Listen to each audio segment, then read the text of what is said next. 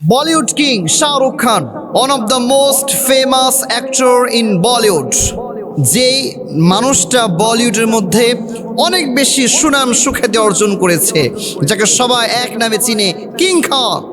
যে মানুষটা তার লাইফে অনেক বেশি সুনাম সুখ্যাতি অর্জন করেছে, যার একটা বাড়ি আছে, যে বাড়িটার নাম হচ্ছে মান্নাত।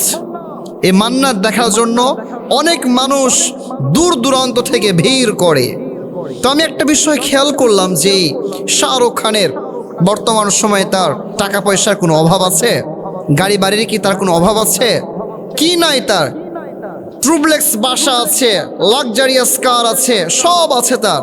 কিন্তু একটা বিষয় আপনি খেয়াল করেছেন, তার ভিতরে আল্লাহ তাআলা গুনাহ থেকে বেঁচে থাকার যে একটা মাদ্দা, একটা বিষয় আল্লাহ তাআলা এই বিষয়টা দান করে নাই। তার যে এত সম্পদ আছে, সব সম্পদ করেছে এই একটা অশ্লীলতার জগৎ থেকে।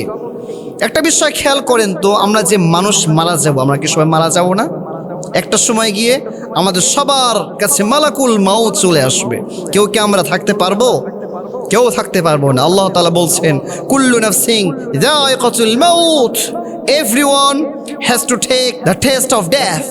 প্রত্যেকটা প্রাণীকে কিন্তু মৃত্যুর স্বাদ গ্রহণ করতে হবে। ইযা জা আজালুহুম লা ইস্তাখিরুনা সাআতান ওয়া লা ইস্তাকদিমুন। যার যখন মৃত্যুর সময় হয়ে যাবে, এক সেকেন্ড আগেও মালাকুল মাউত আসবে না, এক সেকেন্ড পরেও কিন্তু মালাকুল মাউত আসবে না।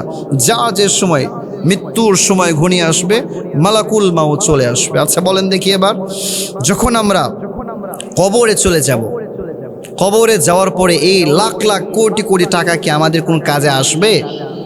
কোনোই কাজে আসবে না। সেই দিন আমাদের কাজে আসবে কি? আমাদের নেক আমল। আমি একটা কথা অলওয়েজ বলি, আল্লাহ তাআলার কাছে আপনি শুকরিয়া আদায় করেন। আপনার লাখ লাখ টাকা নাই, আপনার দামি ট্রুপ্লেক্স বাসা নাই, লাক্সারিয়াস কার নাই, আপনি এতে মন খারাপ করবেন না। যদি আপনার ঈমান থাকে, যদি আপনি 5 ওয়াক্ত নামাজ জামাতের সাথে আদায় করতে পারেন, আপনি আল্লাহর কাছে শুকরিয়া আদায় করেন। কারণ এই পৃথিবী হচ্ছে একটা তুচ্ছ জায়গা। এই পৃথিবী আজ আছে, কাল থাকবে না। আপনি আজ আছেন, কালকে যে কোনো সময় আপনার মালাকুল মাউত এসে আপনার মৃত্যু হয়ে যেতে পারে। আপনার ঈমান যদি থাকে, আপনি যদি পৃথিবীতে কিছুই না থাকে, ব্যাস আপনি অনেক বড় একজন ভাগ্যবান ব্যক্তি। কেন? আপনি জাস্ট মারা যাবেন, মারা যাওয়ার সাথে সাথে আপনার জন্য অনন্তকাল সুখের জায়গা জান্নাত রেখে দিয়েছেন একজন। সব আওয়াজ দিয়ে বলেন তো তিনি কে?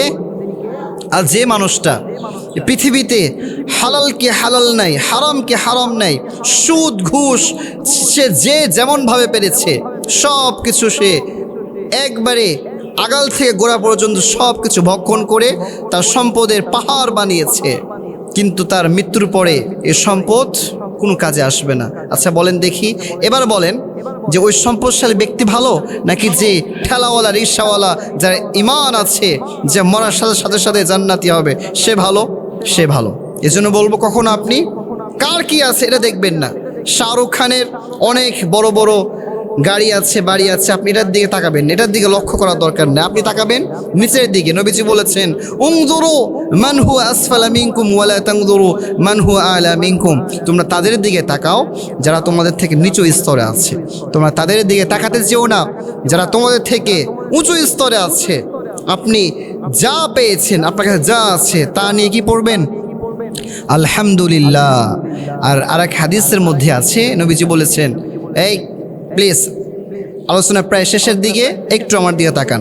নবীজি বলেছেন, আউয়ালু মা ইউদা ইলাল জান্নাতি ইয়াউমাল কিয়ামাহ, in the day of judgment, কিয়ামতের ময়দানে আল্লাহ তাআলা ওই ব্যক্তিকে সর্বপ্রথম জান্নাতের দিকে ডাকবেন, আল্লাযীনা ইয়াহমাদুনাল্লাহা ফিস সারাই ওয়াদ দাররা, যারা সুখে দুঃখে সচ্ছল কিংবা অসচ্ছল সর্বাবস্থায় আল্লাহ তাআলার প্রশংসা আদায় করত। সুবহানাল্লাহ পড়েন।